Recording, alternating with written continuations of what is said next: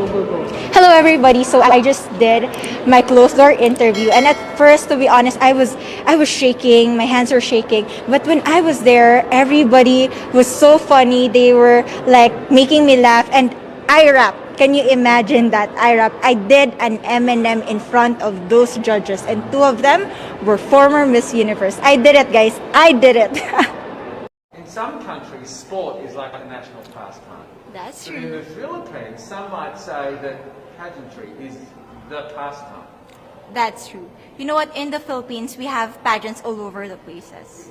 Yes, we have pageants in the barangay, in school, national, local. That's why we really love Miss Universe. It's like it's giving pride and putting the Philippines back on the pedestal. That's why there's an added pressure as a candidate coming from a pageant-loving country. But it's a good pressure. I always look up to our former Miss Universe Philippines. They really did well in the competition. And now this is my time to show who I am, to offer what Rabia can show to the rest of the universe. So I'm very happy, and at the same time, I'm excited to make all my kababayans proud, and hopefully I do. Why do you think it is that the Philippines love pageants? They have appreciation for beauty. We do love pageant because we used to think that we wanted to be included in the world. I have to be honest, in the Philippines, my skin color used to be not the standard of beauty. I was obsessed whitening my skin because these are the kinds of beauty queen we see on the mainstream. But things were different now. That's why I'm very proud to be a morena. In the Philippines, we call it morena. It's brown skin girl. And to be able to represent, my color, my identity as a true Filipina. Tell me about your journey to being crowned Miss Philippines. In a world that, in a country I should say, that loves pageants. That must have been a very intense process. Tell me about, your journey to being Miss Philippines. Well, my journey was crazy. You know what? I started to be a dark horse. Nobody noticed me. Nobody knows I was in the competition up until the preliminary and the coronation night. And when I won, I received different comments. Of course, there were people who didn't expect me to do well, who think that I cheated.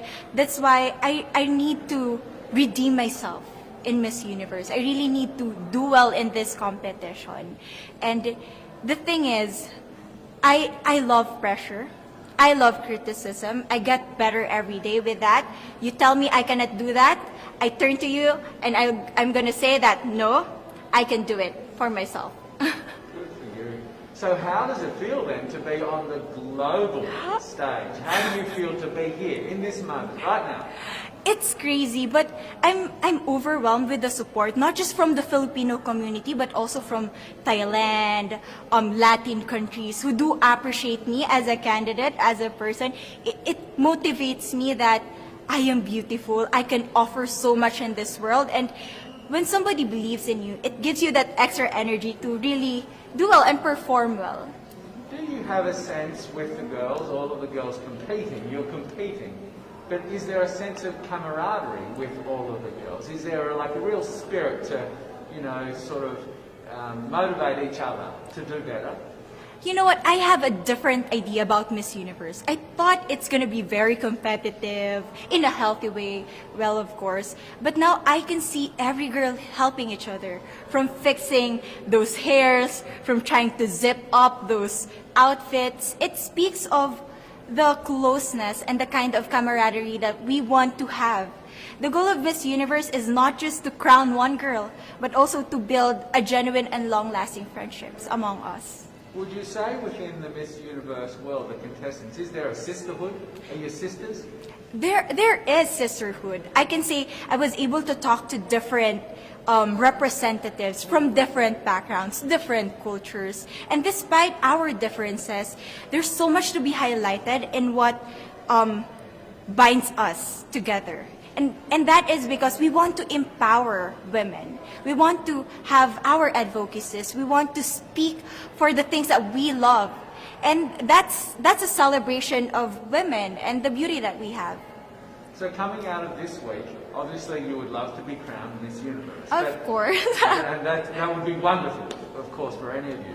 But what else will you take out of this week? What do you think you'll feel at the end of this week, regardless of the result?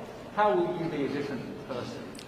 It's the growth and the development that I was able to have during preparing for this training. I will be honest, there was a moment that I lost my identity because I was put under pressure. I was in that position in which I feel like I'm not good enough.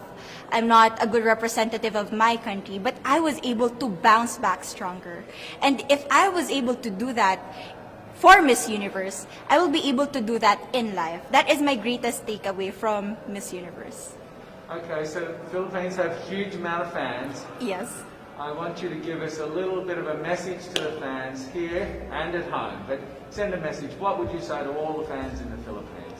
To all my fans from the Philippines and from all over the world, maraming salamat po. Thank you so much for loving me and for believing in me. It means a lot to somebody who is so naive in this industry, who has no idea how to become a beauty queen on the first day of my journey. But because of your love and support, I was able to be the woman that I am today.